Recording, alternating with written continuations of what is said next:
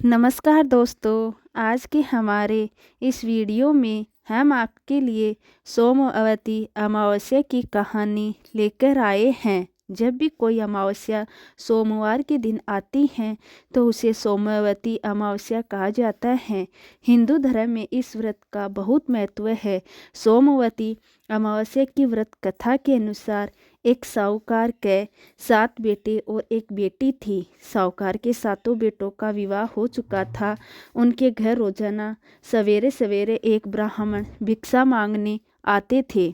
जब भी कोई साहूकार की बहू या सेठानी उन्हें भिक्षा देती तो ब्राह्मण उन्हें आशीर्वाद देते और कहते, अपने पति के कंधे राज करो। लेकिन जब भी साहूकार की बेटी भिक्षा देती तो वह ब्राह्मण आशीर्वाद में कहते, अपने भाई भौजाई के कंधे राज करो। साहूकार की बेटी को ये बात बहुत बुरी लगती थी। एक दिन उसने अपनी माँ से कहा, माँ, ये ब्राह्मण सभी भाभियाँ या आप भिक्षा देते हो तो आशीर्वाद में कहते हैं अपने पति के कंधे राज करो, लेकिन जब भी मैं इन्हें भिक्षा देती हूँ तो यह कहते हैं अपने भाई भौजाई के कंधे राज करो। तो उसकी माँ ने कहा, तू कल भिक्षा देने जाना, जब वो तुम्हें आशीर्वाद देंगे तो मैं इसके पीछे का कारण पूछूंगी। अगले दिन ब्राह्मण जब भिक्षा लेने आए तो माँ वहाँ आ गई और ब्राह्मण से कहने लगी, आप इसे ऐसा आशीर्वाद क्यों दे रहे हो? तब ब्राह्मण ने कहा, क्योंकि इसकी किस्मत में सुहाग नहीं है। तब सेठानी ने ब्राह्मण से इसका कोई उपाय पूछा। तब ब्राह्मण बोले, यदि सोना धोबन इसकी शादी में आकर आशीर्वाद दे तो इसका पति बच सकता है। तो उसकी माँ पूछती हैं, सोना धोबन कहाँ रहती है? ब्राह्मण बोले, 7 समुंदर पार सोना धोबन का गांव है। तब सेठानी ने अपने बेटे से कहा, सोना धोबन के गांव बहन को लेकर जाना है। 6 बेटों ने तो मना कर दिया, परंतु 7वें बेटा तैयार हो जाता है। दोनों भाई बहन सोना धोबन के लिए रवाना होते हैं। नदी के किनारे दोनों एक पेड़ के नीचे बैठ जाते हैं। उसी समय पेड़ के नीचे से एक सांप निकलता है और पेड़ के ऊपर चढ़ने लगता है। उसी समय बहन की नज़र सांप पर पड़ जाती है। वो अपने भाई से कहते हैं, देखो भाई, पेड़ पर किसी का घोंसला है और उसमें नन्हे नन्हे बच्चे हैं। ये सांप उन बेचारे बच्चों को खा जाएगा और पंछी आकर इन्हें देखेंगे तो उन्हें कितना दुख होगा। तब भाई उस सांप को मारकर वहीं टोकरी से ढक देता है। शाम को एक हंस और हंसनी का जोड़ा उस तरफ आता है तो अपने घोंसले के आसपास और पेड़ पर खून देखकर वो डर जाते हैं।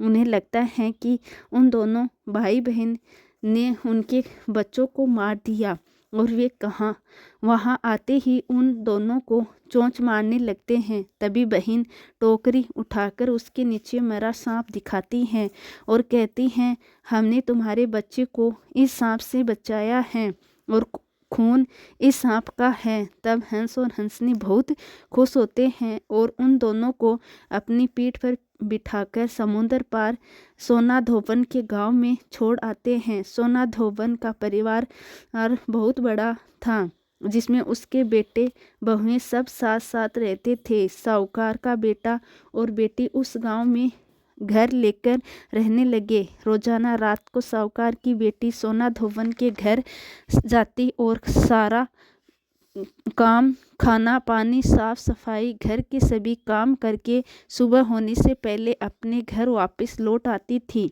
एक दिन सोना धोबन ने अपनी बहुओं से पूछा, आजकल सुबह सुबह तुम्हारे लड़ाई झगड़े की आवाज़ नहीं आती, क्या बात है? तो बहुएं बोली, सासू माँ, जब हमें सारा काम किया हुआ मिल जाता है तो हम क्यों झगड़े? तो सोना धोबन ने पूछा, अच्छा, कौन करता है सारा काम? तो बहुएं बोली, आप नहीं करती, हमें तो लगा हमारे उठने से पहले ही घर का सारा काम कर देती हैं। तब सोना धोबन ने यह पता लगाने का निश्चय किया और वो रात भर जागती रही। तब साहूकार की बेटी आई तो सोना धोबन ने उसका हाथ पकड़ लिया और पूछने लगी, कौन हो तुम और क्यों मेरे घर आकर सारा मेरे घर का काम करती हो।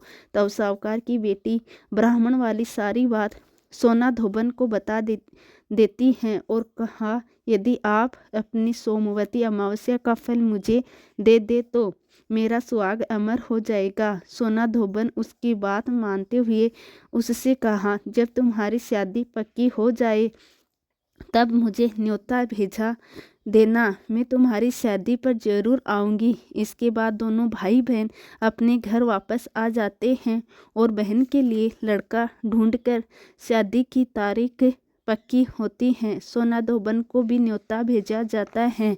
शादी के दिन फेरों के ठीक बाद एक सांप आता है और दूल्हे को ढस लेता है, जिससे दूल्हा मर जाता है। तब सोना धोबन संकल्प लेकर दूल्हे के मुंह में पानी डालती हैं और वो वापस जीवित हो जाता है। तभी से सोना धोबन के साथ साथ साहूकार की बेटी और बहू ने भी सोमवती अमावस्या का व्रत करने का संकल्प लिया। जय अमावस्या माता की।